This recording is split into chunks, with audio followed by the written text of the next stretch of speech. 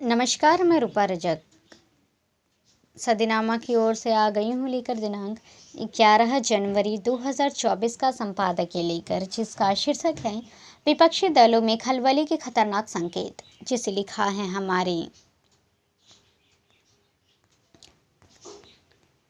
सह संपादक राकेश सचल जी ने। लेखक ग्वालियर रहते हैं।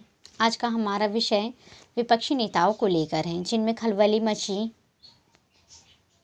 महाराष्ट्र में विधानसभा चुनाव हार चुके महाराष्ट्र विकास आघाड़ी के सदस्य एनसीपी के शरद पवार गुट को भी अब भाजपा प्रिय लगने लगी हैं। जानते हैं संबंध में आगे क्या कहते हैं हमारी संपादक महोदय।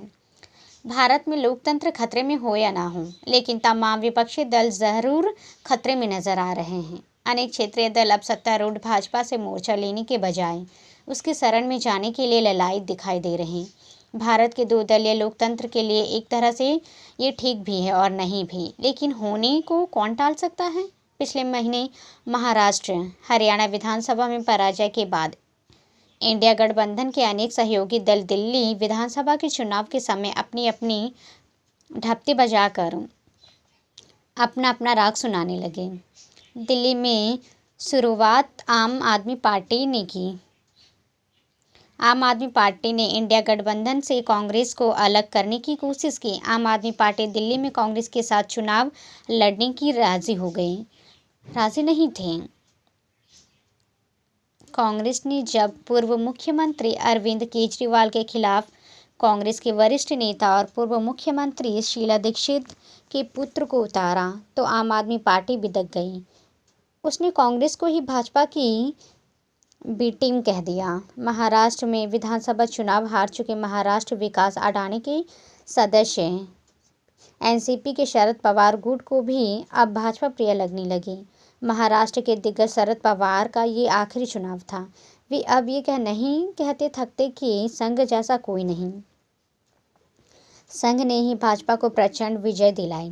भाजपा के हाथों खंडित हो चुके शिवसेना उद्धव ठाकरे गुट के प्रमुख उद्धव ठाकरे को भी अब अपना वजूद संकट में नजर आ रहा। वे भी अब हिंदुत्व का राग अलापने दिखाई दे रहे हैं और वो दिन भी दूर नहीं है जब भाजपा के सहयोगी बन जाए, क्योंकि ना अब पवार को लड़ना आता है और ना उद्धव ठाकरे को।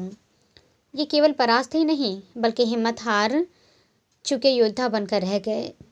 बंगाल की शेरनी कही जाने वाली ममता बनर्जी तो पहले ही इंडिया गठबंधन की अगुवाई करने का मन बनाए बैठे हैं। वे भाजपा से अब तक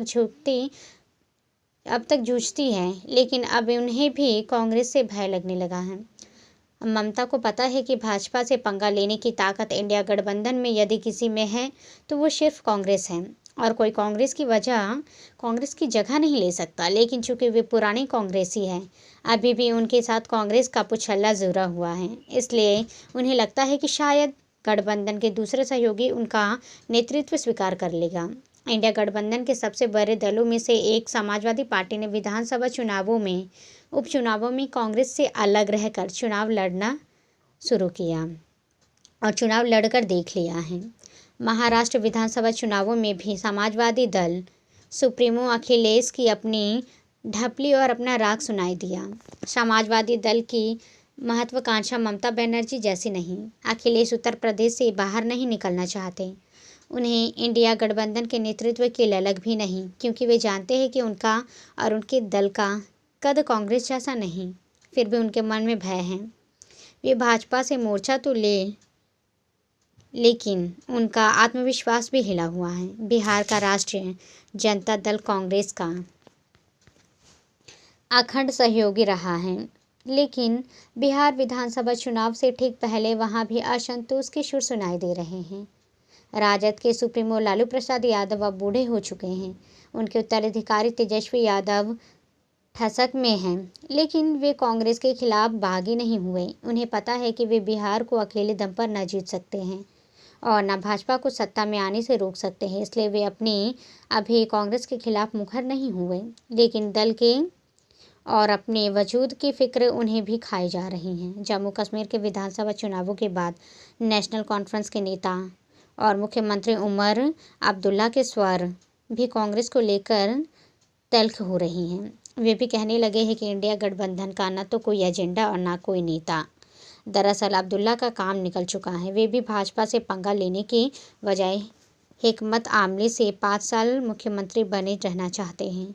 उन्हें पता है कि भाजपा से पंगा लेने में उनका कोई फ़ायदा होने वाला नहीं, इसलिए कांग्रेस से छोड़ छुट्टी करने में उन्हें कोई संकोच होने वाला नहीं। अब बात आती है इंडिया गठबंधन के सबसे बड़े दल कांग्रेस की।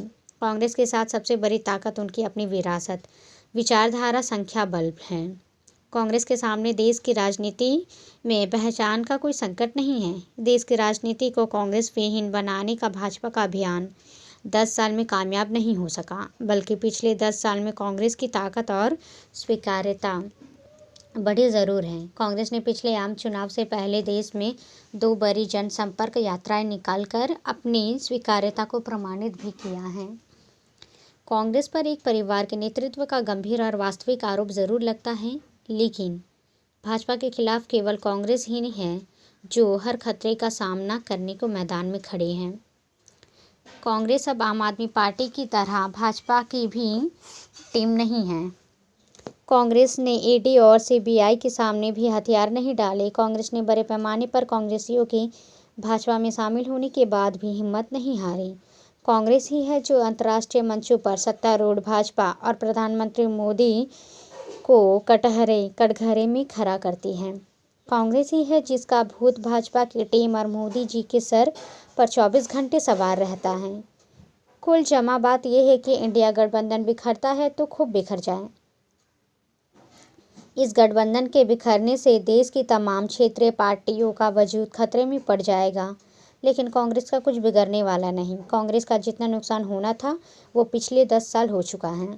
अब कांग्रेस सुरक्षित है। कोई माने तो ठीक, न माने तो भी ठीक। दिल्ली विधानसभा चुनाव के परिणाम आने के बाद देश के सभी गैर भाजपा दलों को पता चल जाएगा कि इंडिया गठबंधन देश की ज़रूरत है या नहीं। तो ये था दोस्तों हमारा आज का संपादकीय। कल फिर लौटेंगे एक नए विषय, एक नए संपादकीय के साथ। तब तक के लिए नमस्कार।